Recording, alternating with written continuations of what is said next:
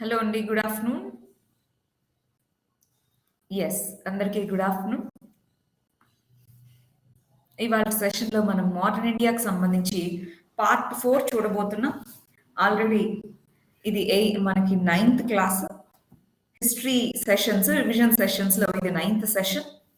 8 సెషన్స్‌ని మనం ఇంతకు ముందే కంప్లీట్ చేశామండి. ఏన్షియంట్ ఇండియా, మెడివల్ ఇండియా మరియు ఆర్ట్ అండ్ కల్చర్ చూసాము.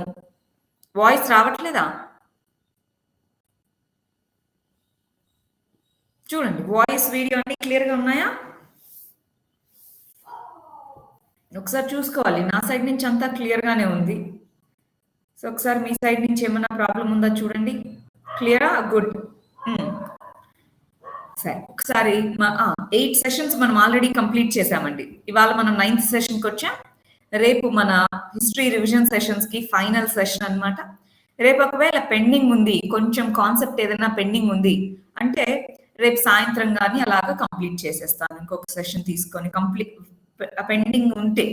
పెండింగ్ లేదు అయిపోయింది అంటే రేపు మార్నింగ్‌తో కంప్లీట్ చేసేద్దాం. రైట్? సరే, మరి ఒకసారి మన ప్లాట్‌ఫార్మ్ గురించి చూసి మన క్లాస్‌లోకి వెళ్ళిపోదాం. ఏపీపీఎస్సీ, టీఎస్పీఎస్సీకి సంబంధించిన లార్జెస్ట్ ప్లాట్‌ఫార్మ్. డిఫరెంట్ ఎడ్యుకేటర్స్ అవైలబుల్‌గా ఉంటారు. ఏ కోర్స్‌కి ఎన్రోల్ అయినా మిగిలిన వాళ్ళందరి క్లాసెస్ చూసుకోవచ్చు. మరి మన అకాడమీ దీని ఫీచర్స్ ఒకసారి చూసుకోవాలి. స్పెషల్ సెషన్స్ అనేవి ఫ్రీ సెషన్స్ ఉంటాయి. సో మనం ఈ సబ్జెక్ట్స్ అన్నిటి మీద ఆల్రెడీ ఫ్రీ సెషన్స్ చేసేసి ఉన్నాము. ఇప్పుడు మనం history free sessions special classes లో ఉన్నాము. సో ఇవి ఎవరన్నా చూడని వాళ్ళు ఉంటే, ఎస్పెషల్లీ రైటింగ్ కి సంబంధించి కానీ, ఎథిక్స్, లా వీటికి సంబంధించి కానీ ఎవరైనా చూడలేదు ఇప్పటి వరకు అనుకుంటే ఇవి మీరు చూసుకోవచ్చు. మరి దాని ఫీచర్స్, అసలు ఓవరాల్ గా క్లాస్ ఫీచర్స్ ఏంటి అని ఉన్నాయి. ఏదైనా పెయిడ్ కోర్స్ కి ఎన్రోల్ అవ్వాలి అని అకాడమీలో అనుకుంటే డిఎంఆర్ లైవ్ అన్న కోడ్ యూజ్ చేసుకుంటే ఏ కోర్స్ కైనా సరే మీకు 10% డిస్కౌంట్ వస్తుంది. అది దీని గురించి సరే మరి ఎలా ఎన్రోల్ అవ్వాలి ఏంటి అని స్టెప్స్ కూడా ఉన్నాయి. సో ఏవేవి వీటితో ఎన్రోల్ అవ్వాలి ఏంటి అని ఒకసారి చూసుకోండి. సరే, రైట్. సో మనం నిన్న ఎంతవరకు చదువుకున్నాం, ఇంతవరకు కంప్లీట్ అయిపోయింది అవునా. So arrival of Europeans, weakening of Mughal power, ఇదంతా ఒకసారి. Sepoy revolt, Marathas, different governor generals, అదంతా ఒక సెషన్ లో చదువుకున్నాం. నిన్న only socio religious reform movements కే ఒక సెషన్ చదువుకున్నాం. ఇవాళ మనం మిగిలినవి, సో మిగిలిన ఇవి చదువుకుందాం.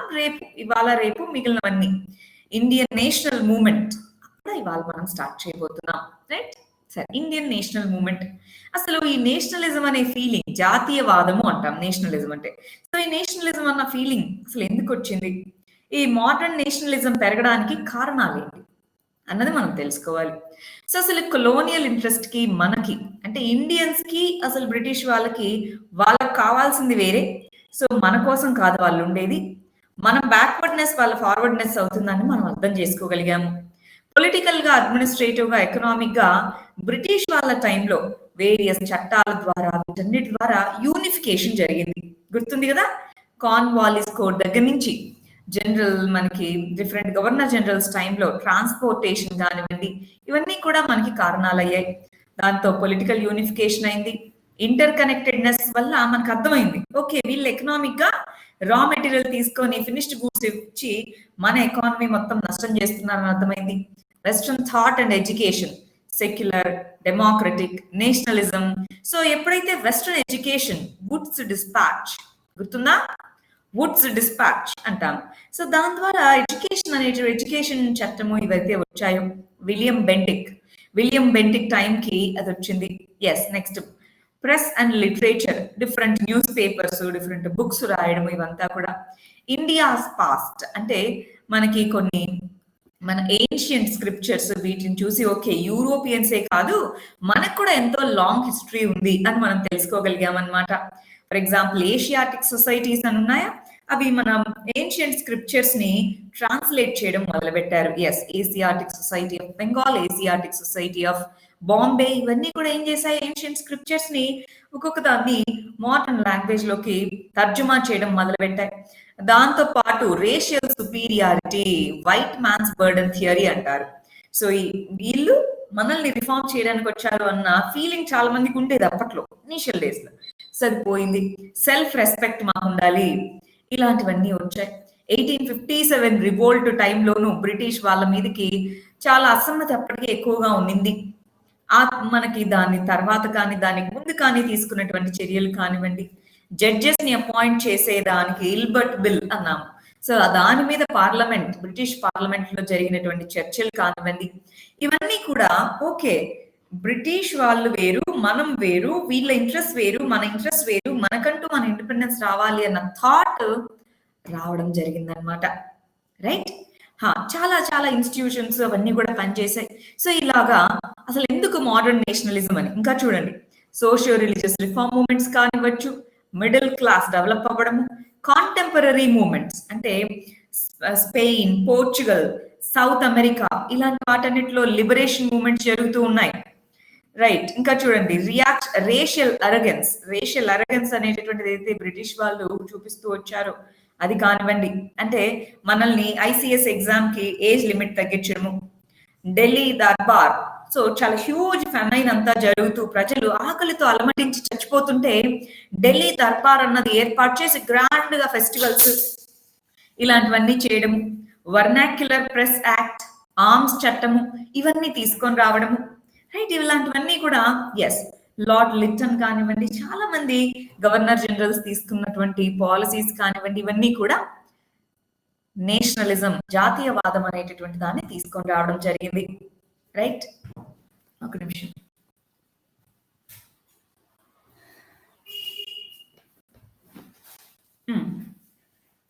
జాతీయవాదానికి అవి కారణాలయ్యాయి. మరి మనకి ఎప్పుడూ కూడా ఈ ఇండిపెండెన్స్ మూవ్మెంట్ అనగానే ఇండియన్ నేషనల్ కాంగ్రెస్ అని అంటూ ఉంటాం, కానీ దానికంటే ముందు కూడా ఎన్నో ఆర్గనైజేషన్స్ ఉన్నాయి. పొలిటికల్ ఆర్గనైజేషన్స్ లో మొట్టమొదటిది ఐఎన్సి కాదు, దానికంటే ముందే చాలా ఉన్నాయి. వాటిలో చూడండి, ఇది ఇంపార్టెంట్ ప్రిలిమ్స్ క్వశ్చన్ అండి. మన ఐఎన్సికి ముందే ఉన్నటువంటి ఇంపార్టెంట్ ఆర్గనైజేషన్స్ ఏంటి, పొలిటికల్ ఆర్గనైజేషన్స్ బ్రిటిష్ ఇండియా టైంలో అని అడగచ్చు. Land holder society Dwarkanath Tagore ద్వారా ఏర్పాటు చేయబడింది. British Indian society William Adams. So ఇలాగా Madras native association, Bombay association, East India association మనకు తెలియాలి, లండన్ లో మన Dadabhai Naoroji. So East India association అనేది వీళ్ళు స్టార్ట్ చేయడం జరిగింది. British India association Debendranath Tagore, Radhakant Deb. Debendranath Tagore దేనికి ఇంపార్టెంట్ గుర్తెచ్చుకోండి, సోషల్ రిలీజియస్ రిఫార్మ్ మూవ్మెంట్స్ లో. రాధాకాంత్ దేబ్ దేనికి ఇంపార్టెంట్ గుర్తెచ్చుకోండి. ఇవన్నీ కూడా ఒక్కొక్క పదానికి మనం ప్రీవియస్ గా చదివినవన్నీ టకటక గుర్తు రావాలి. రిఫార్మిస్ట్ మూవ్మెంటా, రివైవలిస్ట్ మూవ్మెంటా, దేవేంద్రనాథ్ ఠాగూర్ స్టార్ట్ చేసినటువంటి తత్వబోధిని పత్రిక ఏంటి, రాధాకాంత్. సో ఇలాంటివన్నీ టకటగా గుర్తు రావాలి. ప్రార్థనా సమాజ్ కాదు, ప్రార్థనా సమాజ్ ఆర్తార్, పాండురంగ్ వీళ్ళంతా ఇటు బాంబే సైడ్ అండి. వీళ్ళు దీనికి సంబంధించిన వాళ్ళు బ్రహ్మ సమాజ్ లో ఇంతకు ముందు మెంబర్స్. ఆ తర్వాత వీళ్ళు వేరే వేరే ఇన్స్టిట్యూషన్స్ ని, తత్వబోధిని సభ గుర్తు రావాలి టక్క, రాధాకాంత్ దేవ్ ఏంటి, ఆయన తీసుకొచ్చినవి ఏంటి. సో ఈయనదేమో రివైవలిజం, ఈయనదేమో రిఫార్మిజం. సరే, పొలిటికల్ గా చూడండి ఒకటే దాంట్లో ఉన్నారు. Bombay association Dadabhai Naoroji Dinshaw Wacha. East Indian association Dadabhai Naoroji London లో స్థాపించడం జరిగింది. లండన్ ఇండియన్ సొసైటీ చూడాలి, ఫిరోజ్ షా మెహతా, బద్రుద్దీన్ తాబ్జీ, డబ్ల్యూసి బెనర్జీ, మన్మోహన్ ఘోష్. వీళ్ళంతా కూడా మోడరేట్స్. ఇక్కడ మీరు చూస్తున్నారా, వీళ్ళలో మోస్ట్ పీపుల్ మోడరేట్ లీడర్స్ అంటే ఎవరింతకి? మనం ఇప్పుడు ఇండియన్ నేషనల్ మూవ్మెంట్ లో 3 phases గా చదువుకుంటాం, moderates, extremist and Gandhian period అని. సో ఇలాగా అసలు ఏమేమి ఉన్నాయి అని మనం చదువుకోబోతున్నాం. వాళ్ళలో మీరు గమనించి చూస్తే ప్రీ ఐఎన్సి ఆర్గనైజేషన్స్ కి ఏమేమి ఉన్నాయి వాటిలో గమనిస్తున్నారా, ఇవన్నీ కూడా రైట్.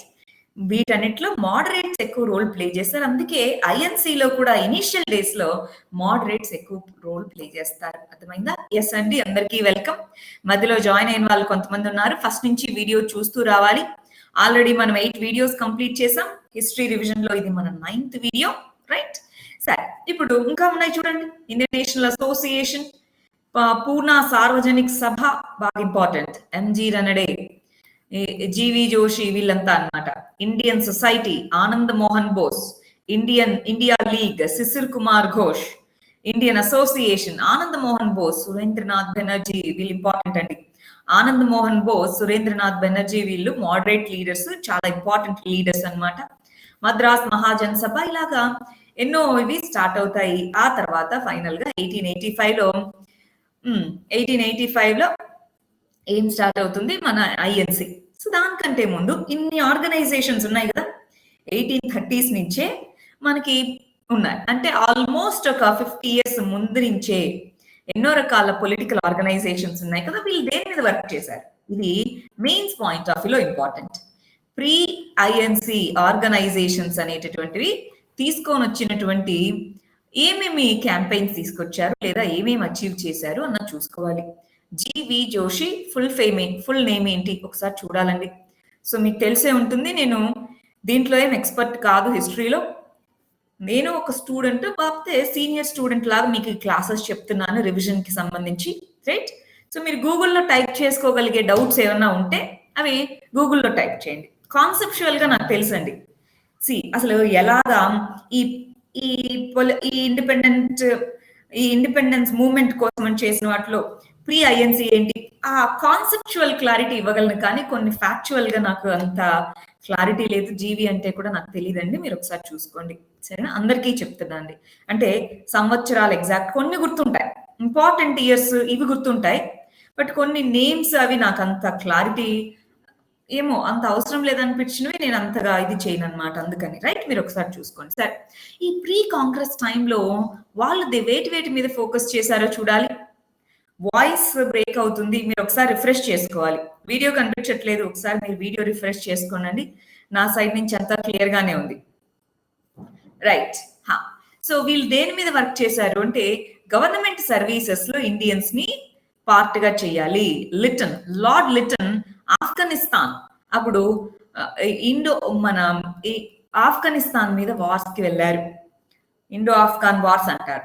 సో వాటికి అగెయినెస్ట్ గా ఆర్మ్స్ చట్టము, వర్నాక్యులర్ ప్లస్ చట్టము, వీటన్నిటికీ అగెయినెస్ట్ గాను వాలంటీర్ కాప్స్ లో జాయిన్ అయ్యేలాగా మాకు అవకాశం ఇవ్వాలి అని చెప్పేసి, ఇల్బర్ట్ బిల్ అంటే హయ్యర్ జ్యుడిషియరీలో ఇండియన్స్ ని మెంబర్ గా చేసేటటువంటి దాంట్లో ఉండాలి. సో ఇలాంటి వాటన్నిటికీ సంబంధించి వీళ్ళు ముందుగానే క్యాంపెయిన్స్ ఇవన్నీ. మాక్సిమం ఏజ్ 19 years ని మాక్సిమం గా పెట్టారు. ఇప్పుడు సివిల్ సర్వీసెస్ రాయాలంటే 32 సంవత్సరాలు జనరల్ కేటగిరీకి మాక్సిమం ఏజ్, అప్పుడు 19 సంవత్సరాలు పెట్టారంట చూడండి ఇండియన్ సివిల్ సర్వీసెస్ కి. సో దాన్ని తగ్గించారు ఇంకా. సో తగ్గించే దాన్ని అపోజ్ చేయడము, ఇలాగ ఎన్నో రకాలైనటువంటి వీళ్ళు తీసుకున్నారనమాట. సో సివిల్ సర్వీసెస్ అజిటేషన్ అని కూడా పిలుస్తా ఉంటారు దాన్ని. సో వీటిలో ప్రీ కాంగ్రెస్ క్యాంపెయిన్స్ అన్ని కూడా వీళ్ళు చేశారు. కొంతవరకు సక్సెస్ఫుల్, బట్ అన్ని చిన్న ఆర్గనైజేషన్స్. మేజర్ గా ఒక కన్సాలిడేటెడ్ గా అన్ని రకాల గ్రూప్స్ అన్ని రీజన్స్ నుంచి ఫామ్ అయింది ఐఎన్సి అన్న దాంట్లో, ఇండియన్ నేషనల్ కాంగ్రెస్. సో దీన్ని దీంట్లో ఫామ్ చేయడం జరిగింది. 1885లో బాంబేలో ఫస్ట్ సెషన్ అనేది కండక్ట్ చేయడం జరిగింది. ఫస్ట్ సెషన్ ఐఎన్సిని A O Hume, Golak Das, Tejpal Sanskrit college లో చేయడం జరిగింది. డబ్ల్యూసి బెనర్జీ, ఉమేష్ చంద్ర బెనర్జీ స్థాపించింది. వచ్చేటప్పటికి ఏవో హ్యూమ్ కొంతమంది కలిసి స్థాపిస్తారు. ఫస్ట్ ప్రెసిడెంట్ ఎవరు అంటే ఉమేష్ చంద్ర బెనర్జీ అని చెప్తామన్నమాట. సో ఇండియన్ నేషనల్ మూవ్మెంట్ కి సంబంధించి ఫస్ట్ ఆర్గనైజ్ చేయడం జరిగింది. 72 రిప్రజెంటేటివ్స్ దీంట్లో అటెండ్ అవ్వడం జరిగింది. ఏ వైస్ రాయ్ ఈ ఇండియన్ నేషనల్ కాంగ్రెస్ ని మినిస్క్యూల్ ఆర్గనైజేషన్ తలుపుమంటుంది, కొన్ని రోజుల్లో పోతుంది అని చెప్పిన వాళ్ళు ఎవరు? Yes, the frame. సో ఇది మైక్రోస్కోపిక్ ఆర్గానిజం అన్నారు. సో కొన్ని రోజుల్లో పోతుంది అని అన్నారు. ఇలాగ డిఫరెంట్ కమెంట్స్ చేయడం జరిగింది అనమాట ఐఎన్సి ఫామ్ అయినప్పుడు, ఇండియన్ నేషనల్ కాంగ్రెస్ ఫామ్ అయినప్పుడు. బట్ వీళ్ళందరూ మీట్ అయ్యారు. వీళ్ళందరూ ఎవ్రీ ఇయర్ డిసెంబర్ మంత్ లో మీట్ అవుతారు. ఇయర్లీ ఒకసారి యాన్యువల్ గా మీట్ అయ్యి వాళ్ళ యొక్క ప్రెసిడెంట్ ఎన్నుకొని ఆ ఇయర్ మొత్తానికి ఏంటి అజెండా అని చెప్పి డిస్కస్ చేసుకోవడం, ఇదంతా చేస్తూ ఉంటారనమాట. సో దాంట్లో ఈ ఐఎన్సి యొక్క ఓవరాల్ వర్కింగ్ దీన్ని బేస్ చేసుకొని దాంట్లో రోల్ మోడరేట్స్ దా, ఎక్స్ట్రీమిస్ట్ దా, లేదా ఎవరిది అన్న దాన్ని బేస్ చేసుకొని మోడరేట్ ఫేజ్ అని, ఎక్స్ట్రీమిస్ట్ ఫేజ్ అని, గాంధీయన్ ఫేజ్ అని ఇలాగా మనం కేటగరైజ్ చేస్తాం. 3 phases: moderate, extremist and Gandhian phase అన్నట్టుగా ఐఎన్సి దీని వర్కింగ్ ని 3 phases గా మనము కేటగరైజ్ చేస్తామండి. వాటిలో చూడండి, ఫస్ట్ స్టేజ్ మోడరేట్ ఫేజ్. మనం ఇందాకే అనుకున్నాం ప్రీ ఐఎన్సీలో కూడా మోడరేట్స్ రోల్ ఉంది. అందుకే వాళ్ళు ఐఎన్సీ స్థాపించినప్పుడు కూడా ఇంపార్టెంట్ రోల్ ప్లే చేశారు. వాళ్ళలో Dadabhai Naoroji, MG Ranade, Mahadev Govind Ranade, Gopalakrishna Gokhale, WC Banerjee, Umesh Chandra Banerjee, SN Satyendranath Banerjee, Firoz Shah Mehta. So వీళ్ళంతా కూడా మోడరేట్ లీడర్స్ లో ఇంపార్టెంట్ లీడర్స్ అన్నమాట. సో వాళ్ళు బ్రిటిష్ వాళ్ళ యొక్క ఎకనామిక్ స్పియర్ లో మితవాదులు అంటాం. మితవాదులు, అతివాదులు, గాంధేయవాదులు అని అంటాం తెలుగులో. సరే, వీళ్ళ మేజర్ కాంట్రిబ్యూషన్, అసలు మోడరేట్స్ దేని మీద ఎక్కువ ఫోకస్ చేశారు? పొలిటికల్ ఆస్పెక్ట్స్ కంటే కూడా పొలిటికల్ ఆస్పెక్ట్స్ మీద ఫోకస్ చేశారు. కానీ వాళ్ళ యొక్క మేజర్ ఆస్పెక్ట్ ఏంటి అంటే ఎకనామిక్ క్రిటిక్. అసలు ఎకనామిక్ గా ఏ విధంగా బ్రిటిష్ వాళ్ళు మన దేశంలో ఉన్న సంపదని తీసుకెళ్తున్నారు అన్న దాని మీద వీళ్ళు హైలైట్ చేశారనమాట. అసలు బ్రిటిష్ రూల్ యొక్క పర్పస్ ఎకనామిక్ అన్నట్టుగా వీళ్ళు చెప్పడం జరిగింది. బ్రిటిష్ ఇంపీరియలిజం అన్నటువంటిది బ్రిటిష్ ఎకానమీ కోసమే మనల్ని యూజ్ చేసుకుంటున్నారు అన్నట్టుగా అన్నమాట. దానికోసం డ్రెయిన్ థియరీని ఎవరు ప్రపోజ్ చేశారండి? దాదాబాయి నవరోజీ. ఏ బుక్ లో రాశారు? సో ఇలాంటివన్నీ చదువుకుంటారా? సో డ్రెయిన్ థియరీ అనేది ప్రపోజ్ చేశారు. రైల్వేస్, వాళ్ళ అప్పట్లో రైల్వేస్ తీసుకొని వచ్చింది మన కోసం కాదు, వాళ్ళ రా మెటీరియల్స్ ని తరలించుకోవడం, వాళ్ళు తయారు చేసిన వస్తువుల్ని ఇక్కడ తీసుకొని రావడము. Deindustrialization of India, very very important. Deindustrialization ఎందుకు జరిగింది? వాళ్ళ ఇండస్ట్రియల్ రెవల్యూషన్ కోసం మన డి ఇండస్ట్రియలైజేషన్ అనేటటువంటి జరిగింది. అర్బన్ ఏరియాస్ నుంచి రూరల్ ఏరియాస్ కి మైగ్రేట్ వెళ్ళిపోయారు మన వాళ్ళు. అటు అగ్రికల్చర్ లోను, ఇటు ఇండస్ట్రీలోను, రెండిట్లో ఒకేసారి క్రైసిస్ అనేటటువంటిది రావడం జరిగింది. సో ఈ విధంగా ఎకనామిక్ క్రిటిక్ అనేది వీళ్ళ ఇంపార్టెంట్ పాయింట్. ప్రామినెంట్ లీడర్స్ చూడండి, దాదాబాయి నవరోజీని grand old man of India అని అంటారు, right? Grand old man of India అని చెప్తూ ఉంటారు. So first Indian in House of Commons in Britain's. So ఒక కాన్స్టిట్యుయెన్సీ, బ్రిటన్ లో ఉండే ఒక కాన్స్టిట్యుయెన్సీకి ఆయన ఎన్నిక కాబడతారనమాట. అక్కడే ఆయన ఎంపీ అవుతారు. సరే, సో ఈ విధంగా ఉంటారు. ఆయన రాసిన book poverty and an British rule in India, దీంట్లోనే డ్రెయిన్ థియరీ అనే చెప్తారు. Poverty and an British rule in India అనే దానికి సంబంధించి అనమాట. So economic theory, drain theory అనేది దీంట్లోనే తీసుకొని వస్తారు. దీంట్లోనే మనకి సంబంధించి ఓవరాల్ గా జీడిపి ఎంత ఉంది, వీటిని ఎస్టిమేట్ చేయడానికి ట్రై చేస్తారు. యాక్యురేట్ గా కాదు, ఓవరాల్ గా ఇంత ఉండాల్సి ఉంటే వీళ్ళు ఇంత తీసుకెళ్తున్నారు, అది లేకుంటే మన జీడిపి ఇంత బాగుండేది, ఇలాంటి ఎస్టిమేషన్స్ అనేవి దీంట్లో చెప్పడం జరిగింది. ఉమేష్ చంద్ర బెనర్జీ, ఈయన కూడా మంచి మోడరేట్ లీడర్. సో వీళ్ళ పాలసీస్ ఏంటి అవన్నీ చూద్దామండి. మంచి moderate leader, first president of INC, lawyer. చాలా మంది లాయర్స్ ఉండేవాళ్ళండి, చాలా మంది లాయర్స్ దీంట్లో ఎక్కువగా ఉండేవాళ్ళు. First Indians as standing council గా వ్యవహరించిన first Indian. So G Subramania Iyer the Hindu news paper, ఇప్పుడు మనం అయితే చదువుతూ ఉంటాం కదా, సో దాన్ని తీసుకొని వచ్చిన వాళ్ళు అనమాట. స్వదేశీ మిత్రన్ అనేటటువంటి న్యూస్ పేపర్ ని తీసుకొని రావడం జరిగింది. మద్రాస్ మహాజన సభ, ఇదేంటి? ప్రీ ఐఎన్సి ఉన్నటువంటి గ్రూపింగ్స్ లో ఇది ఒక ఇంపార్టెంట్ పొలిటికల్ ఆర్గనైజేషన్. సో దానికి కో ఫౌండర్ గా జి సుబ్రహ్మణ్య అయ్యర్ ఉన్నారు. Gopalakrishna Gokhale, very very important. Mahatma Gandhi గారికి పొలిటికల్ గురువుగా చెప్తారు. సర్వెంట్స్ ఆఫ్ ఇండియా సొసైటీ గుర్తుందిగా, మనం చదువుకున్నాం దీని గురించి. సర్వెంట్స్ ఆఫ్ ఇండియా సొసైటీ అంటే ఏంటి, దాని యొక్క గోల్ ఏంటి, వాలంటరీ కాంట్రిబ్యూషన్స్ తీసుకోవడము. దీని నుంచి ఎంతో మంది ఉత్సాహభరితులైనటువంటి జాతీయవాదులను, ఈయననే రాష్ట్ర గురు లేదా ఇండియన్ బ్రూక్ అని పిలుస్తూ ఉంటారన్నమాట. ఈయన ఇండియన్ నేషనల్ అసోసియేషన్ అనే దాన్ని ఫామ్ చేయడం జరిగింది ఐఎన్సి కంటే ముందు. లో ఇండియన్ నేషనల్ అసోసియేషన్ ని మర్జ్ చేశారు కదా, దాని లీడర్స్ ఎవరు అని.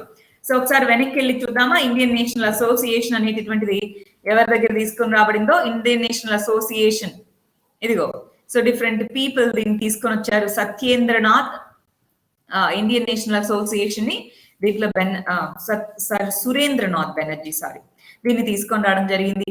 ఇండియన్ సివిల్ సర్వీసెస్ ని క్లియర్ చేయడం జరిగింది, బట్ రేషియల్ డిస్క్రిమినేషన్ ఉంది అని చెప్పేసి డిశ్చార్జ్ చేసుకున్నారు. ది బెంగాలీ అనేటటువంటి న్యూస్ పేపర్ ని తీసుకొని వచ్చారు. ఆయన కాకుండా R B Ghosh, Rash Behari Ghosh, R C Dutt very very important. ఇప్పుడు కూడా ఎకానమీ టెక్స్ట్ బుక్ గా ఆర్సి దత్ బుక్కుల్ని ఫాలో అవుతూ ఉంటారు. ఆర్సి దత్ ఇంపార్టెంట్ ఎకనమిస్ట్ అన్నమాట. ఇండిపెండెన్స్ కి ముందు జీడిపి క్యాలిక్యులేషన్స్ వీటిని క్యాలిక్యులేట్ చేయడానికి తయారు చేసిన ఎకనామిస్ట్ లో ఆర్సి దత్ ఒకరు. సో దాదాబాయి నౌరోజీ, ఆర్సి దత్ వీళ్ళంతా ఎకనామిక్ క్రిటిక్స్ అన్నమాట బ్రిటిష్ రూల్ అప్పుడు.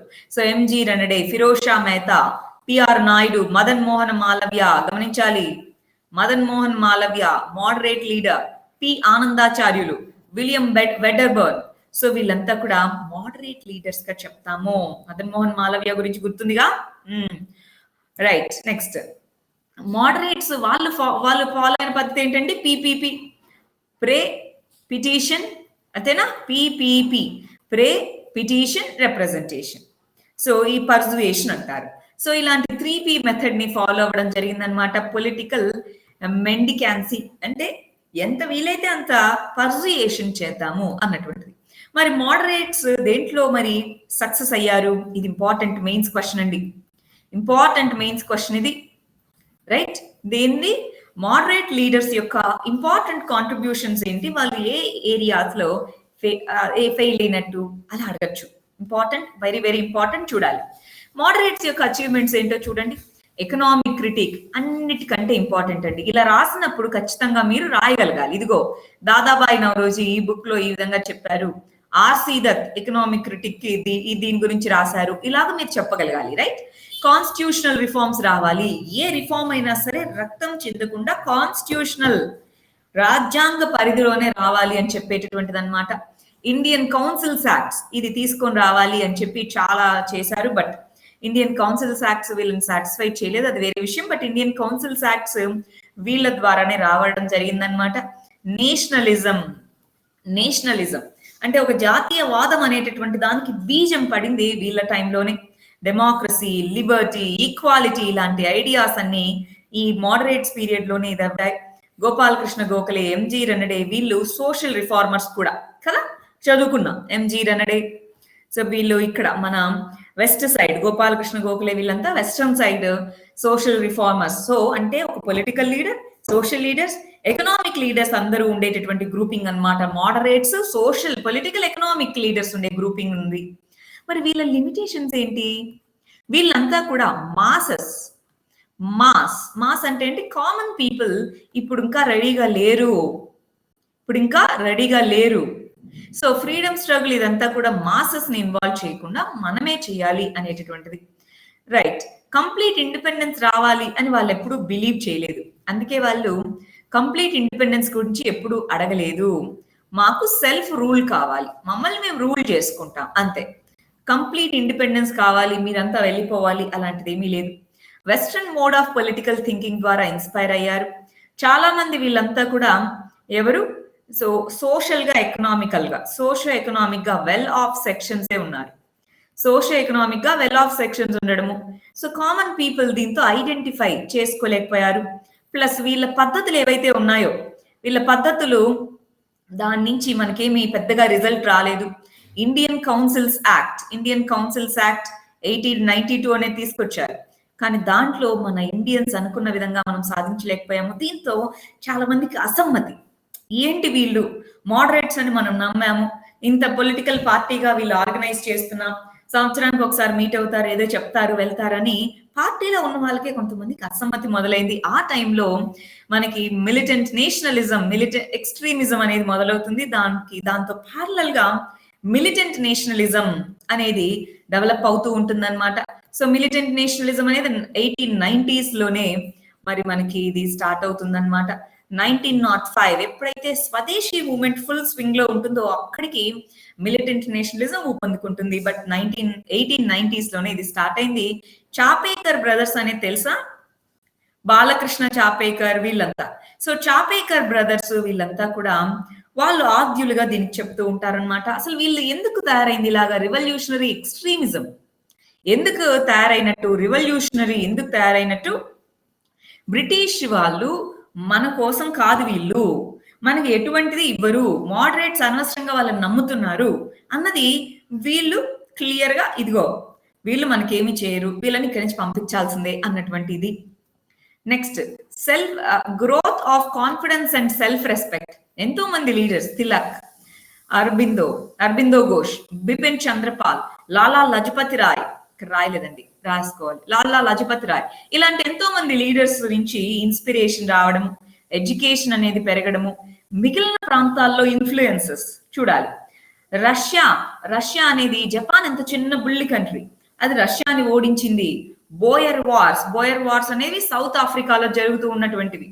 ఇటలీ అనేది పెద్ద కంట్రీ, సో దాన్ని ఆఫ్రికన్ కంట్రీ అయిన ఇథియోపియన్స్ ఓడించగలిగారు.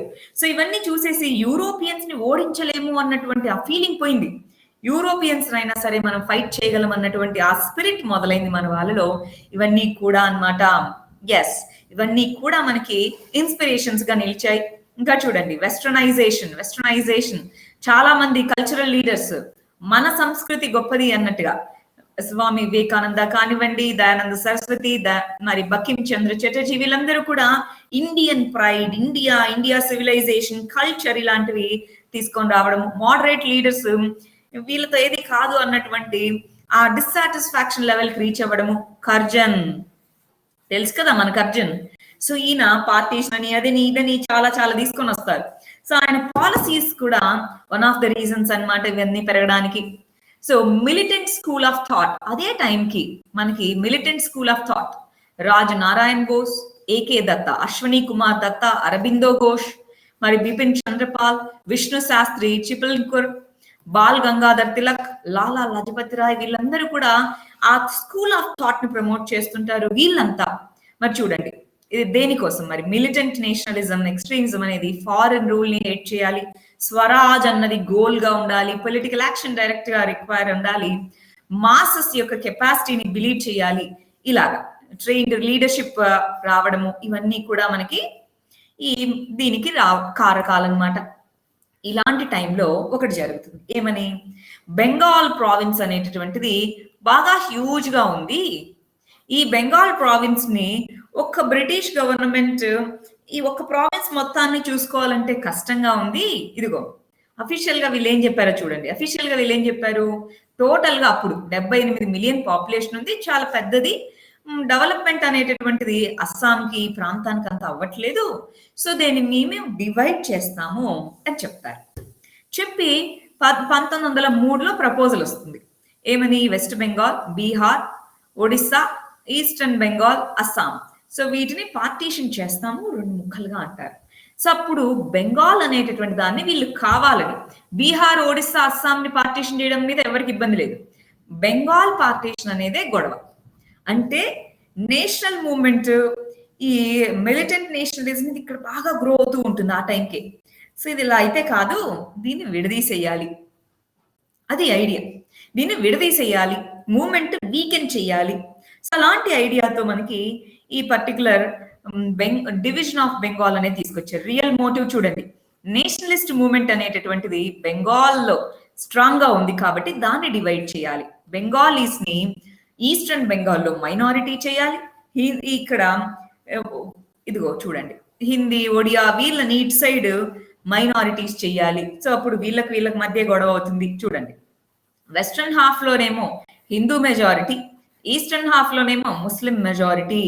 డివైడ్ అండ్ రూల్ అంటే మనకి చిచ్చు పెట్టడం. సో డివైడ్ అండ్ రూల్ అనేటటువంటి పాలసీని దీంట్లో ఇంప్లిమెంట్ చేయడానికి ట్రై చేశారు. సక్సెస్ కూడా అయినట్టే, రైట్. 1903లో అన్నారు. అప్పటి నుంచి యూనివర్సిటీ లెవెల్ నుంచి అందరూ ప్రొటెస్ట్ చేస్తూ వచ్చారు, అలా కాదు ఇలా కాదు అని.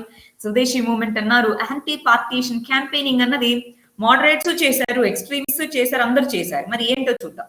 లీడర్షిప్, సురేంద్రనాథ్ బెనర్జీ, కేకే మిత్రా, పిసి రే అంటారు, పృథ్వీషా చంద్ర రే అంటారు, పిసి రే, ఇవన్నీ కూడా వీళ్ళందరూ కూడా చేస్తూ ఉంటారు. పిటిషన్స్ పెడతారు, పబ్లిక్ మీటింగ్స్ ఆర్గనైజ్ చేస్తారు, న్యూస్ పేపర్స్, హితాబ్ది అని, సంజీబని అని, బెంగాలీ అని న్యూస్ పేపర్స్ ని తీసుకొని వస్తారు గవర్నమెంట్ మీద ప్రెషర్ ని పెంచడానికి. ఫైనల్ గా మనకి జూలై 1905లో బెంగాల్ పార్టీషన్ అవుతుంది, రైట్. పార్టీషన్ అవుతుంది ఆగస్ట్ 7 ఈ టైంలో వీళ్ళు అందరూ కలిసి మేము బైకాట్ చేస్తున్నాము, స్వదేశీ మూవ్మెంట్ అనేది ఫార్మల్ గా వస్తుంది. ఇదిగో అక్టోబర్ 16, 1905 అక్టోబర్లో ఫార్మల్ ఇది ఇస్తారు.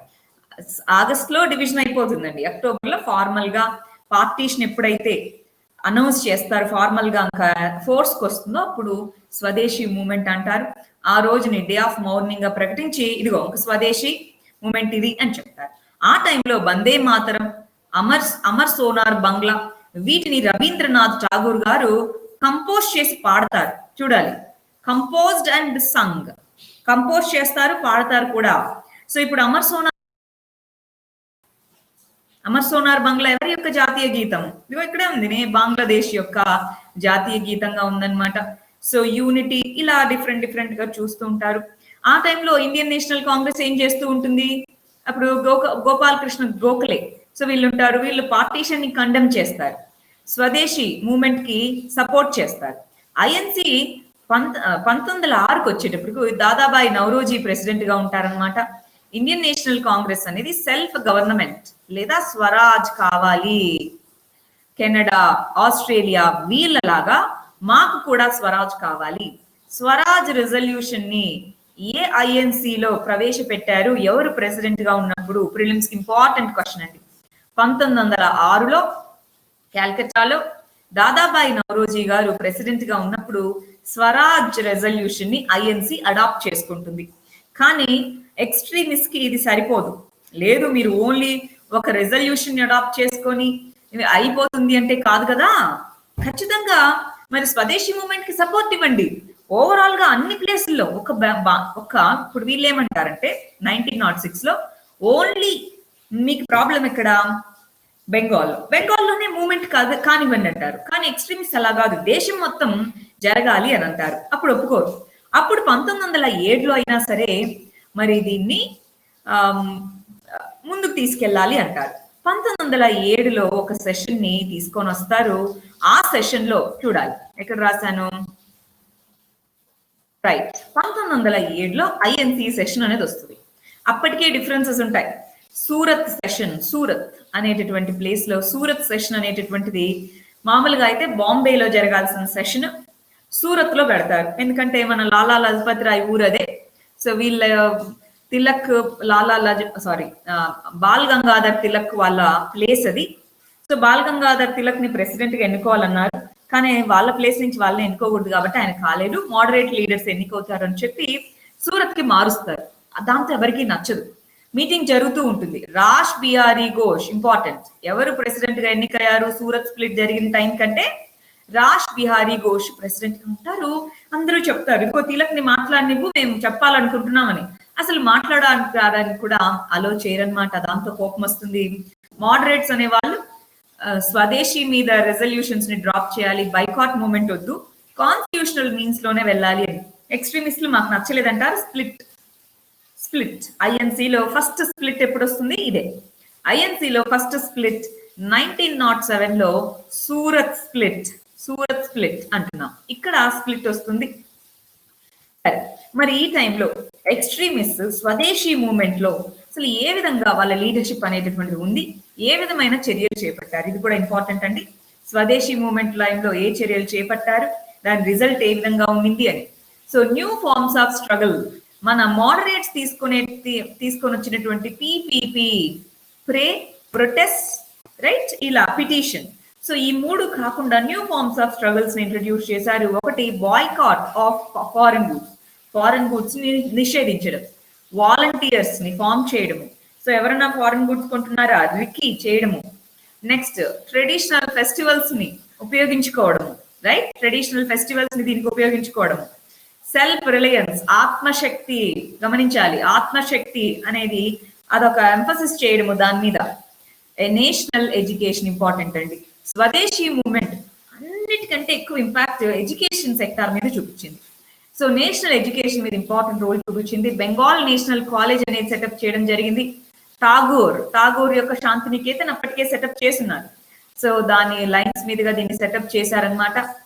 1906లో నేషనల్ కౌన్సిల్ ఆఫ్ ఎడ్యుకేషన్ అనేది తీసుకొని వచ్చి అన్ని రంగాలలో, ఎడ్యుకేషన్ లో అన్ని ఫీల్డ్స్ లోను వర్నాక్యులర్ మీడియం ఇంపార్టెంట్. అప్పటి వరకు ఏంటి? English medium. Woods dispatch education act, దీంట్లో ఇంగ్లీష్ మీడియం. సో వర్నాక్యులర్ అంటే లోకల్ లాంగ్వేజెస్ లో ఎడ్యుకేషన్ అని. అందరూ swadeshi textile mills, soap factories setup చేయడము, అంటే అన్ని కూడా మన వాళ్ళ ఉండాలి అన్నటువంటిది. V O Chidambaram Pillai, very very important అండి. V O Chidambaram Pillai swadeshi steam navigation కంపెనీని కూడా సెటప్ చేశారు. కల్చరల్ ఇంపాక్ట్ చూడండి, రవీంద్రనాథ్ ఠాగూర్ ఇందాక అనుకున్నాం కదా, అమర్ సోనార్ బంగ్లా. సో ఇవి మరి సుబ్రహ్మణ్య భారతి వచ్చేటప్పటికి స్వదేశ గీతం, వీటిని ఆ టైంలో కంపోజ్ చేసి పాడడం జరిగింది. మాస్ పార్టిసిపేషన్ అనేది ఫస్ట్ టైం అసలు నేషనల్ మూవ్మెంట్ మొదలయ్యాక మోడరేట్స్ మాస్ మూవ్మెంట్స్ ని వాళ్ళు బిలీవ్ చేయలేదు, కానీ ఇక్కడ మాస్ పార్టిసిపేషన్ ని ఎంకరేజ్ చేశారు. స్టూడెంట్స్ పెద్ద ఎత్తున పాల్గొన్నారు. మహారాష్ట్ర, సౌత్ అన్ని ప్లేసెస్ లో విమెన్ కూడా ఫస్ట్ టైం విమెన్ యాక్టివ్ గా పొలిటికల్ ఆస్పెక్ట్స్ ఇక్కడ రావడం జరిగింది. ముస్లిమ్స్ అండ్ హిందూస్ చూడండి, ముస్లిమ్స్ కి వచ్చేటప్పటికి upper and middle class Muslims participate చేయలేదు. ఎందుకని? ఇలా డివైడ్ చేస్తే ఇట్ సైడ్ రోల్ పెరుగుతుంది కదా అన్నట్టుగా, రైట్.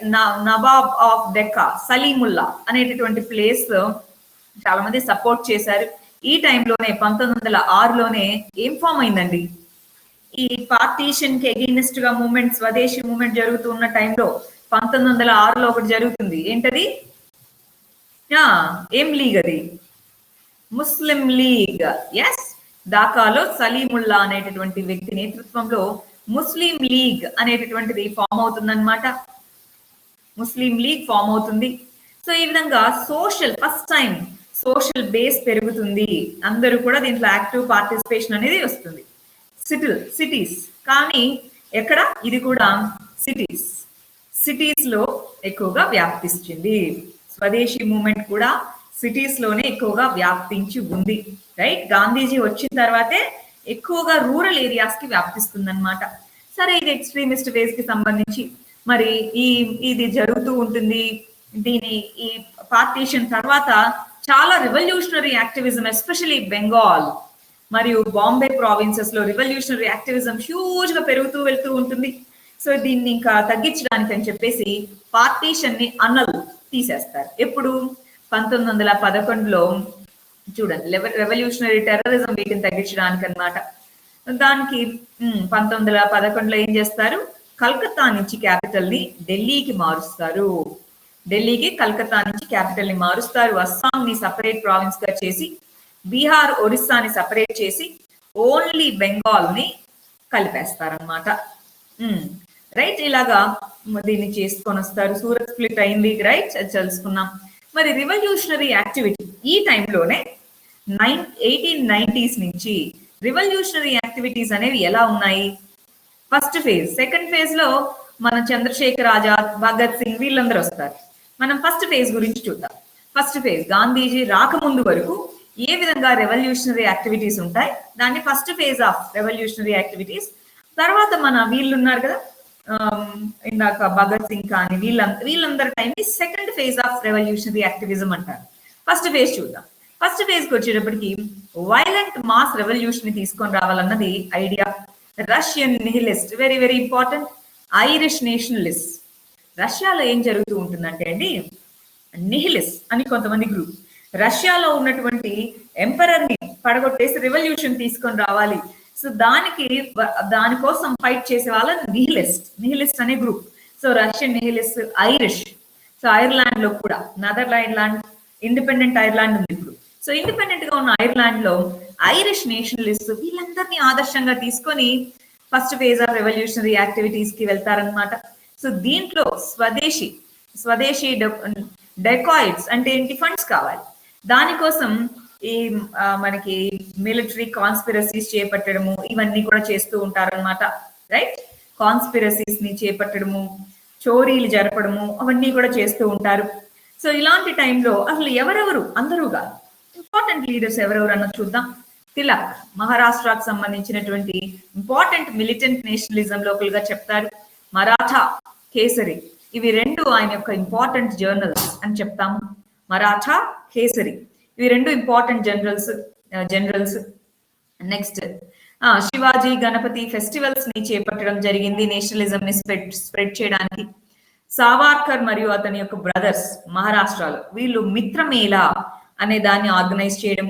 అభినవ్ భారత్ అనేది యంగ్ ఇటలీ మూవ్మెంట్ అప్పట్లో ఇటలీలో జరుగుతుంది, దానికి సంబంధించి ఇలాగా సూరత్, పూణే, బాంబే ఇవి కూడా బాంబ్ మ్యానుఫ్యాక్చరింగ్ కి సెంటర్స్ గా మారతాయి. Next Raj Bihari Ghosh Sachin Sanyal very very important. వీళ్ళు సీక్రెట్ సొసైటీస్ ని ఏర్పాటు చేస్తారనమాట పంజాబ్, ఢిల్లీ, యునైటెడ్ ప్రావిన్సెస్ లో.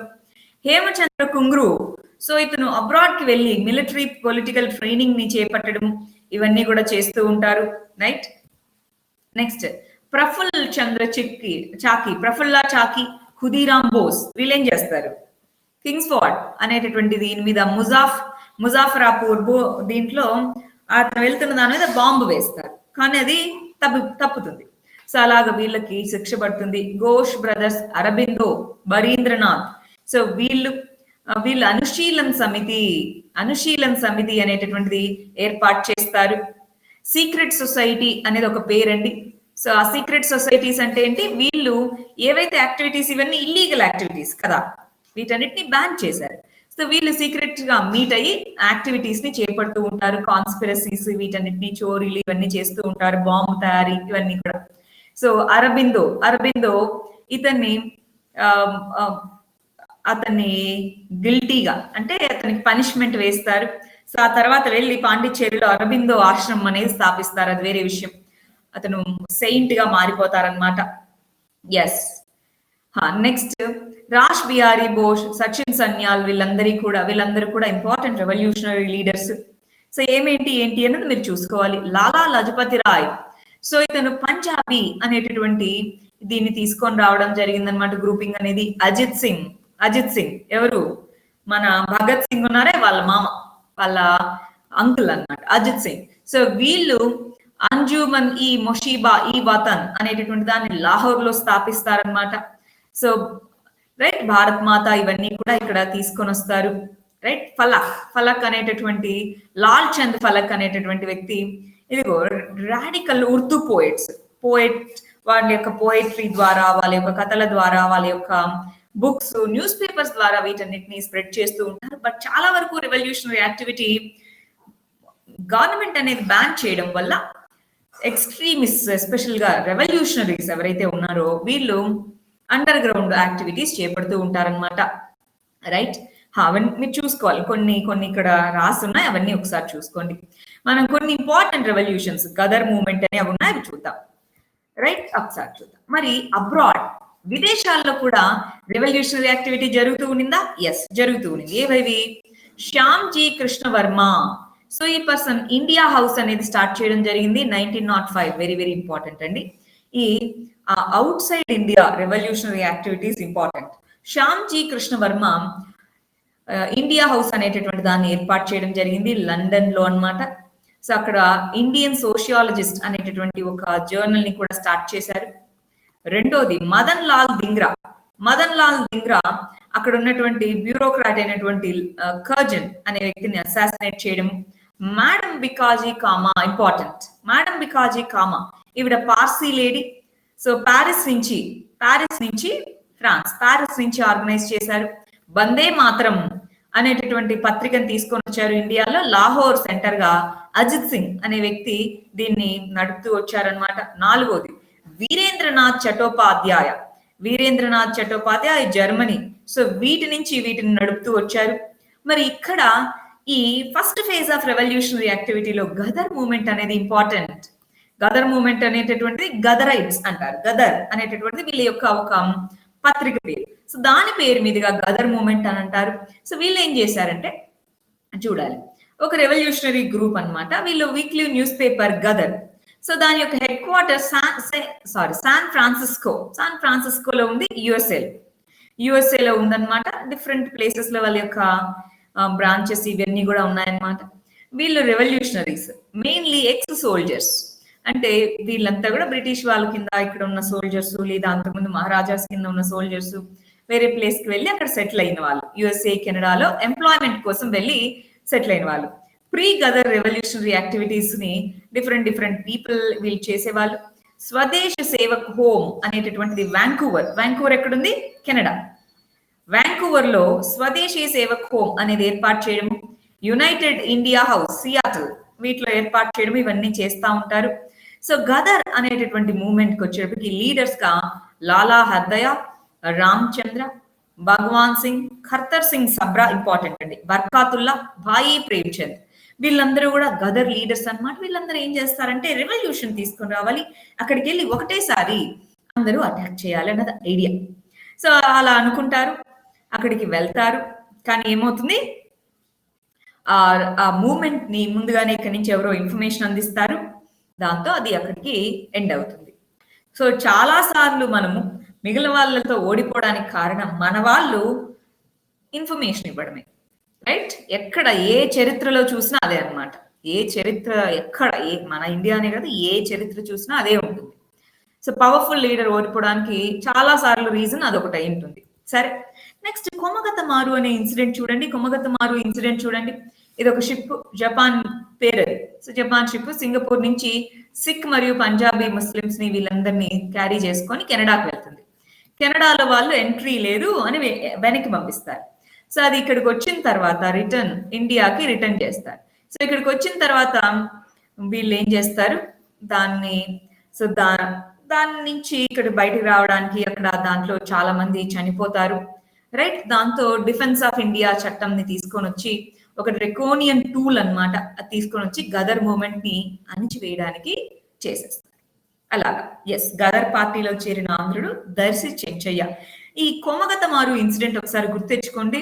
కెనడా సంబంధించిన లీడర్ మనకి సారీ చెప్పారు, ఇండియాకి మా కెనడా సారీ చెప్తుంది ఆ ఇన్సిడెంట్ జరిగినందుకు, మేము సారీ చెప్తున్నాము అని చెప్పి గదర్ మూమెంట్ కి సంబంధించి ఆయన చెప్తారనమాట. సరే, ఆ టైంలో అది జరుగుతూ ఉంటుంది. ఇలా ఎక్స్ట్రీమిస్ట్ లీడర్స్, తిలక్ అరెస్ట్ అవుతారు, తిలక్ జైల్లో ఉంటారు. జైలు నుంచి కొన్ని సంవత్సరాలు కఠిన కారాగార శిక్ష అనుభవించి వెనక్కి వస్తారు.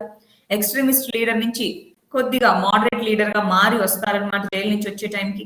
సో ఇలాంటి టైంలో ఫస్ట్ వరల్డ్ వార్ అన్నది జరుగుతూ ఉంటుంది.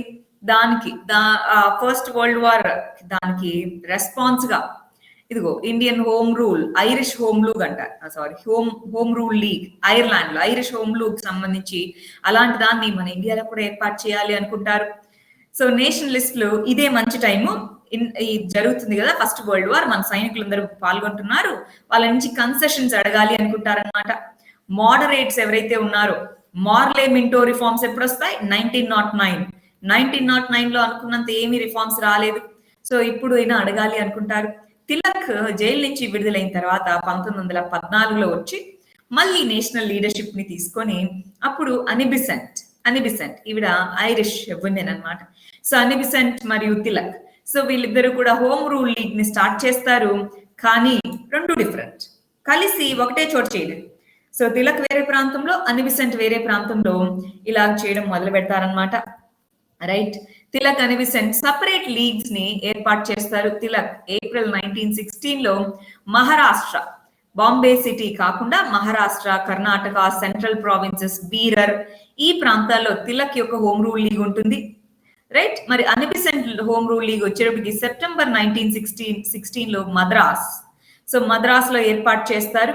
రెస్ట్ ఆఫ్ ఇండియా, మిగిలిన ప్రాంతం అంతా కూడా, అంటే Annie Besant home rule league movement చాలా చోట్లకి ఎక్కువగా వ్యాప్తించి ఉంటుంది అనమాట. 200 బ్రాంచెస్ ఉన్నాయి. మరి మన తిలక్ ఏర్పాటు చేసిన దానికి 6 బ్రాంచెస్ అన్నమాట. సో ఇక్కడ జార్జ్ అరుండేల్ మరి తిలక్ వీళ్ళు కూడా హోమ్ రూల్ లీగ్ లో ఇంపార్టెంట్ రోల్ ప్లే చేస్తున్నారు అనమాట. సో ఇతను దీనికి సెక్రటరీగా ఉంటారు. బిడబ్ల్యూ వాదియా, సిపి రామస్వామి అయ్యర్ వీళ్ళందరూ కూడా హోమ్ రూల్ లీగ్ మూవ్మెంట్ లో ఇంపార్టెంట్ రోల్. వీళ్ళు ఏం చేస్తారు, పాంప్లెట్స్ ని ఆర్గనైజ్ చేయడము, లైబ్రరీస్ వాటిలో ఇదిగో ఇలా జరుగుతుంది అని వాళ్ళని ఈ నేషనల్ మూవ్మెంట్ లోకి తీసుకొని రావడం అన్నమాట. మరి గవర్నమెంట్ ఎలాగ రెస్పాండ్ అయింది వీళ్ళందరికీ, సివియర్ రిప్రెషన్ కి గురి చేయడం జరిగింది. జూన్ 1970లోనే, ఎందుకని అప్పటికి వరల్డ్ వార్ 2 జరుగుతూ ఉంది. సో వార్ టైంలో దేన్నైనా అణచివేయడానికి ఎక్కువ పవర్స్ ఉంటాయి గవర్నమెంట్ కి. సో వీళ్ళందరినీ అరెస్ట్ చేయడం జరిగింది. డిపోర్టేషన్ అంటే ఏంటి, వాళ్ళ ఊరికి పంపించేసేయడం జరిగింది. సుబ్రహ్మణ్య అయ్యర్ తనకి ఇచ్చినటువంటి నైట్హుడ్ ఏదైతే సర్ అనేది ఉందో దాన్ని ఇచ్చేశారు. తిలక్ అనేటటువంటి వ్యక్తి పాసివ్ గా రెసిస్టెన్స్ అన్నటువంటి దాన్ని అడ్వకేట్ చేసుకుంటూ వచ్చారు. సో వీళ్ళతో ఇంపార్టెంట్ లీడర్స్ అందరూ ఉంటే జైల్లో, లేదంటే వేరే ప్లేసుల్లో, లేదంటే మన అరబిందో ఘోష్ లాగా ఆశ్రమం సెటప్ చేసుకోవడం ఇట్లా చేశారు. సో అంటే 1970 నుంచి 90 ఆ తర్వాత కొన్ని సంవత్సరాల వరకు ఒక చెప్పుకోదగిన నేషనల్ లీడర్, ప్రామినెంట్ లీడర్ అనే వాళ్ళు లేరు. సో అలాంటి పొలిటికల్ వాక్యూమ్ ఉన్న సిచ్యువేషన్ లో గాంధీజీ ఎంటర్ అవుతారనమాట. అది చూద్దాం. దానికంటే ముందు మరి హోమ్ రూల్ లీగ్ ఏం అచీవ్ చేసింది ఇంపార్టెంట్ కదా. మెయిన్స్ పాయింట్ ఆఫ్ వ్యూలో అడగచ్చు. హోమ్ రూల్ లీగ్ ఏమేమి అచీవ్ చేయగలిగింది? Through out the year function అయింది, పీపుల్ దగ్గరికి వెళ్ళగలిగింది. అదే కాంగ్రెస్ పార్టీ సంవత్సరానికి ఒకసారి డిసెంబర్ లో కలుస్తుంది, మాట్లాడుకుంటుంది, రెజల్యూషన్స్ అని వెళ్ళిపోతుంది. సో అలాగా throughout the year meet అవ్వగలిగారు. రైట్. గవర్నమెంట్ కి ఎగెయినెస్ట్ గా ఎడ్యుకేటెడ్ ఇండియన్స్ ఎవరైతే ఉంటారో వాళ్ళందరినీ ఏకం చేయగలిగారు. 40,000 మెంబర్స్, అదిగో అది ఒక సంవత్సర కాలంలోనే 40,000 మెంబర్స్ అనే వాళ్ళు దీంట్లో మెంబర్స్ గా జాయిన్ అయ్యారు. కాంగ్రెస్, ముస్లిం లీగ్ లో ఉన్న వాళ్ళందరూ కూడా దీంట్లో జాయిన్ అవ్వడం జరిగింది. మొహమ్మద్ అలీ జిన్నా కానివ్వండి, జోసెఫ్ బాపిస్తా కానివ్వండి, నెహ్రూ కానీ, సుబ్రహ్మణ్య అయ్యర్, వీళ్ళందరూ కూడా చెప్తూ ఉంటారు. జిన్నా గాని, నెహ్రూ గాని, వీళ్ళందరూ కూడా మేము అనిబిసెంట్ ని ఇన్స్పిరేషన్ గా తీసుకున్నాము. ఆవిడ హోమ్ రూల్ లీగ్ మూమెంట్ అప్పట్లో యూత్ అందరికీ అదొక ఎడ్యుకేటెడ్ యూత్ అందరికీ అదొక ఇంపార్టెంట్ ఆపర్చునిటీ. మేము నేషనలిజం అని చెప్పుకునేదానికి అలాంటి టైం అన్నమాట. సో ఆ టైంలో ఏమన్నారు, మీరేం భయపడద్దు, మీకు 1917లో వాళ్ళు ప్రామిస్ చేస్తారు, ఒక ఆఫర్ ఇస్తారు. ఆగస్ట్ డిక్లరేషన్ అంటారు. సో మీకు కావాల్సినట్టుగా మేము కాన్స్టిట్యూషనల్ రిఫార్మ్స్ తీసుకొస్తున్నాం, మీరు ఆపేయండి అని చెప్తారనమాట. సో చూద్దాం. అది కూడా మోడరేట్స్, ఎక్స్ట్రీమిస్ట్, ముస్లిం లీగ్ ఇవన్నీ కూడా యునైటెడ్, ఒక సంవత్సరం అయినా సరే యునైటెడ్ గా పనిచేస్తాయి. ఈ టైంలో 2 ఇంపార్టెంట్ డెవలప్మెంట్స్ జరిగాయి. చూద్దాం.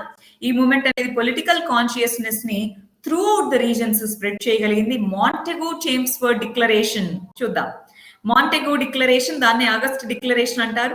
గవర్నమెంట్ అనేది సెల్ఫ్ రూల్ కంప్లీట్ గా ఇవ్వలేకపోయినా సెల్ఫ్ గవర్నింగ్ ఇన్స్టిట్యూషన్స్ ని ఎస్టాబ్లిష్ చేస్తుందని చెప్తారు. ఆగస్ట్ డిక్లరేషన్ అనేటటువంటిది హోమ్ రూల్ ఏదైతే డిమాండ్ చేయడం జరిగిందో దాన్ని కొద్ది వరకు మేము సాటిస్ఫై చేస్తాము అన్నట్టుగా చెప్పడం జరిగింది. మరి ఇది ఫేడ్ అవుట్ అయిపోయింది. సరే, ఈ టైంలో ఒక ఇంపార్టెంట్ విషయం జరిగిందండి. ఒకటి, లక్నో సెషన్ లో మళ్ళీ ఎక్స్ట్రీమిస్టులు, మితవాదులు వీళ్ళందరూ ఏకమవుతారు. లక్నో సెషన్ 1917లో. రెండోది రైట్, 1917లో ఆగస్ట్ డిక్లరేషన్, మేము మీకు కాన్స్టిట్యూషనల్ రిఫార్మ్స్ తీసుకొస్తామని. ఇవి 2 ఇంపార్టెంట్ అచీవ్మెంట్స్ గా చెప్పుకోవచ్చు. కానీ ఎందుకని పెద్ద స్కేల్లో ఇంపాక్ట్ చూపించలేకపోయింది? చూడండి, ఎఫెక్టివ్ ఆర్గనైజేషన్ అనేది, కమ్యూనల్ రాయిట్స్ అనేవి వచ్చాయి ఈ టైంలో. కమ్యూనల్ రాయిట్స్ కానివ్వండి, మోడరేట్స్ అనేటటువంటివి టాక్ ఆఫ్ రిఫార్మ్స్. దీంట్లో ఉన్న వాళ్ళు చాలా మంది రిఫార్మ్స్ తీసుకొని వస్తాము అనగానే ఇక్కడ అయిపోయింది, మూవ్మెంట్ చల్లబడిపోయింది. పాసివ్ రెసిస్టెన్స్ ఎవరైతే ఎక్స్ట్రీమిస్ట్ తీసుకొని రావడం జరిగిందో, సో తిలక్ లాంటి ఎక్స్ట్రీమిస్ట్ లీడర్స్ పాసివ్ రెసిస్టెన్స్ అని చెప్పడము, మాంటెగూ చేమ్స్ఫర్డ్ రిఫార్మ్స్ తీసుకొని వస్తాము అని చెప్పడము, దాన్ని కొంతమంది యాక్సెప్ట్ చేయండి అని కొంతమంది యాక్సెప్ట్ చేయొద్దు అన్నారు. దాంతో మళ్ళీ డివిజన్స్ రావడము. రైట్. తిలక్ అతని ఒక వేరే కేస్ కి సంబంధించి, సో అతను వేరే బ్రిటన్ కి వెళ్లాల్సి రావడము, ఇలాంటి వాటి వల్ల హోమ్ రూల్ మూవ్మెంట్ ఇదైపోయింది. ఎస్, దీంట్లో కూడా విలేజెస్ ఇవి ఎక్కువ ఇంపాక్ట్ అవ్వలేదు. ఓన్లీ ఎడ్యుకేటెడ్ ఇండియన్స్ ని ఇది ఇంపాక్ట్ చేయగలిగింది. చూడండి, first moderate movement, educated, highly educated, intelligentsia. Extremist, radical extremism, yes, towns చాలా మందిని ఇంపాక్ట్ చేసింది, కానీ రూరల్ సెక్షన్స్ వరకు ఇంకా వెళ్ళలేదు. హోమ్ రూల్ మూవ్మెంట్ చాలా ఓవరాల్ నేషన్ ని ఒక పొలిటికల్ కాన్షియస్నెస్ తీసుకొచ్చింది, కానీ ఇంకా ఫార్మర్స్, రూరల్ వెళ్ళలేదు. ఇప్పుడు ఇలాంటి టైంలో మనకి గాంధీజీ ఎమర్జెన్స్ అనేది ఉంటుంది. సో ఫస్ట్ గాంధీజీ సౌత్ ఆఫ్రికాలో తనకి ఏ విధమైనటువంటి స్ట్రగుల్స్ లో పాల్గొన్నారో తెలుసుకొని, ఆ తర్వాత మనం ఇండియాలో ఎటువంటి మూవ్మెంట్స్ రన్ చేశారన్న చూడాలి. చూడండి, గాంధీజీ యాక్టివిజం ఏ విధంగా ఉంది. ఫస్ట్ అసలు ఇంతకీ పాపులేషన్ కి సంబంధించి గాంధీజీ నేటల్ అనే ఒక ప్లేస్ అండి సౌత్ ఆఫ్రికాలో. నేటల్ ఇండియన్ కాంగ్రెస్ అనే దాన్ని, ఇండియన్ ఒపీనియన్, సో ఇవి రెండింటినీ సౌత్ ఆఫ్రికాలో ఉన్నప్పుడే స్టార్ట్ చేశారు. కొంతమంది అడుగుతూ ఉంటారు, గాంధీజీ ఇండియాకి వచ్చిన తర్వాత స్టార్ట్ చేసిన పత్రికలు ఏంటి, లేదా గాంధీజీ యొక్క పత్రికలు ఏంటి? ఆ రెండింటికి తేడా ఉంటుంది. So Indian opinion, natal Indian Congress అనేటటువంటి ఆర్గనైజేషన్ స్థాపిస్తారు. ఇండియన్ ఒపీనియన్ అనే పత్రిక. సరే, పాసివ్ రెసిస్టెన్స్ లేదా సత్యాగ్రహ అన్నటువంటి దాన్ని అక్కడ ఫాలో అవుతారనమాట. సత్యాగ్రహ రిజిస్ట్రేషన్ సర్టిఫికేట్ అంటే మ్యారేజ్ అయినట్టు మరి రిజిస్ట్రేషన్ ఏది, అక్కడ ఇండియన్స్ వాళ్ళకి సంబంధించి రిజిస్ట్రేషన్ సర్టిఫికేట్. సో దానికి సంబంధించి డిస్క్రిమినేటరీ ప్రాక్టీస్. సో ప్రతిసారి రిజిస్ట్రేషన్ కి సంబంధించి వీళ్ళు మనీ చెల్లించడం ఇదంతా డిస్క్రిమినేటరీ. సో దానికి సంబంధించి దానికి అగేనెస్ట్ గాను మైగ్రేషన్, ఇండియన్ మైగ్రేషన్ కి సంబంధించి రెస్ట్రిక్షన్స్ ఇంపోజ్ చేయడము. చూడండి, పోల్ ట్యాక్స్, ఇండియన్ మ్యారేజెస్ ని ఇన్వాలిడ్ చేయడము, చాలా చాలా ఇంపాక్ట్ చూపిస్తుంది అక్కడ. సో ఇమ్మిగ్రేషన్ చట్టాలని, ఇలాగా రకరకాల చట్టాల మీద అక్కడ ఉన్నప్పుడు మరి అందరూ కలిసి పోరాడతారనమాట. 1915లో గాంధీజీ ఇండియాకు వస్తారు. ఇనిషియల్ డేస్ లో సబర్మతి ఆశ్రమం, సో అహ్మదాబాద్ లో అక్కడ ఉంటారు. చాలా మందికి ఎవరికి తెలియదు. గోపాలకృష్ణ గోఖలే ఆయన పొలిటికల్ ఫిలాసఫీ దీని కింద వస్తారు. గోపాలకృష్ణ గోఖలే అడ్వైస్ కింద నువ్వు ఫస్ట్ వెళ్ళి ఇండియా మొత్తాన్ని ఒక టూర్ వేసుకోనరా, అప్పుడు తెలుస్తుంది అని. సో వెళ్తారు. మొత్తం ఇండియాలో ఉన్న సినారియో ఏంటి, పొలిటికల్ సినారియో ఏంటి, ఇదంతా ఏంటి అని చూస్తారు. అప్పటికి అనిబిసెంట్ తిలక్ వీళ్ళందరి యొక్క హోమ్ రూల్ లీగ్ మూవ్మెంట్ కూడా 1916, 17 ఆ టైంలో బాగా ఉంటుంది. సో ఇవన్నీ చూస్తూ ఉంటారనమాట. అప్పటికి ఎవరికి తెలియదు ఆయన గురించి.